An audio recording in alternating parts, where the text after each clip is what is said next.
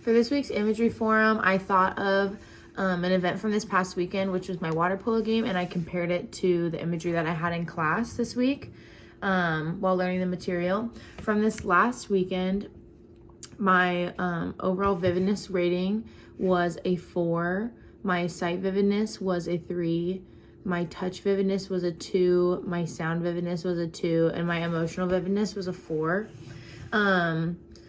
Just thinking like strictly in my mind, like in having that type of imagery, I think that my overall vividness score was higher than the rest of, or my overall vividness and emotional vividness score was higher than the rest of them because we were playing a conference game, and conference games are always a little more emotionally draining and like really important. And so I think with that, like the general depiction of the imagery that I had was like, I kind of had like the big picture like in my brain.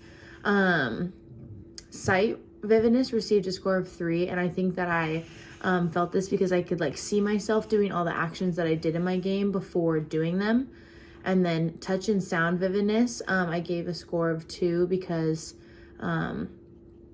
there's always like a lot changing, and with that, it's like you can think of the game that you're going to play, but sometimes for me, like sound and touch, like I don't know perfectly what's going to happen, and so I think that my score was just a little bit lower.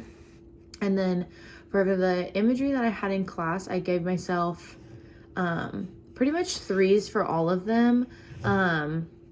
When learning the material that we had to learn, I usually always like think about what we're learning about in class and kind of like apply that to my life. And so I felt that a score of 3 was a general score I could give for being able to picture everything. Like nothing was too high or emotionally tolling to think about, and nothing was extremely low. Like I didn't have anything that was like not interactive with my brain at all. And so I think that's why I gave everything a score of a 3.